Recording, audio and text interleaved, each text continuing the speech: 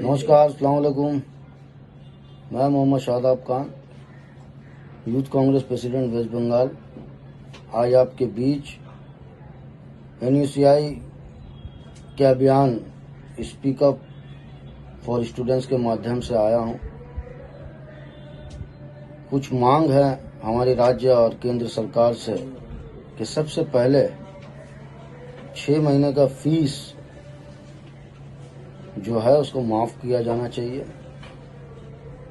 क्योंकि आज इस कोरोना वायरस महामारी में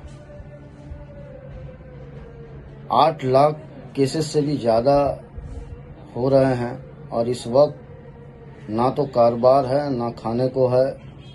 12 करोड़ लोग बेरोजगार हो गए। इस वक्त ये गार्जियंस के ऊपर सबसे बड़ा बोझ ये फीस का मामला है, इसको माफ़ किया जाना चाहिए।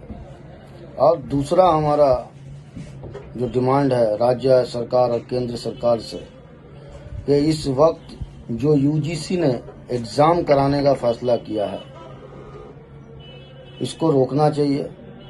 जैसा कि IITs ने किया कि पास्ट परफॉर्मेंस के आधार पर पास कर दिया गया, उसी तरह से UGC को भी पास्ट परफॉर्मेंस के आधार पर प्रमोट करना चाहिए, क्योंकि जो स्टूडेंट्स न जाने कहां कहां थे वहां से कितनी तकलीफ करके अपने घर को पहुंचे और अभी फिर एग्ज़ाम कराना, उन लोगों को बुलाना, जैसा कि WHO ने भी किया कि अभी ये कोरोना वायरस हवा में भी है, तो इस वक्त ये उनके जान से खेलना अगर ये होता है तो उसका जिम्मेदारी कौन लेगा? क्या सरकार उनका जिम्मेदारी लेगा?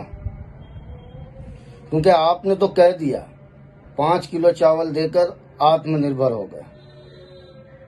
आपने कुछ दिन आगे ही अनाउंस किया कि 20 लाख करोड़ का पैकेज हम दे रहे हैं। स्टूडेंट्स के लिए क्या था?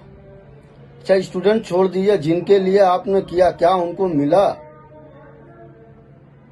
तो यही हमारी कुछ डिमांडें हैं जो सरकार से की है। पहला डिमांड कि ये 6 महीने का फीस को माफ किया जाना चाहिए, और दूसरा कि जिस तरह से IITs ने किया कि पास्ट परफॉर्मेंस देख के उसको प्रमोट किया गया, उसी तरह UGC को भी उसी तरह प्रमोट करना चाहिए। शुक्रिया, धन्यवाद।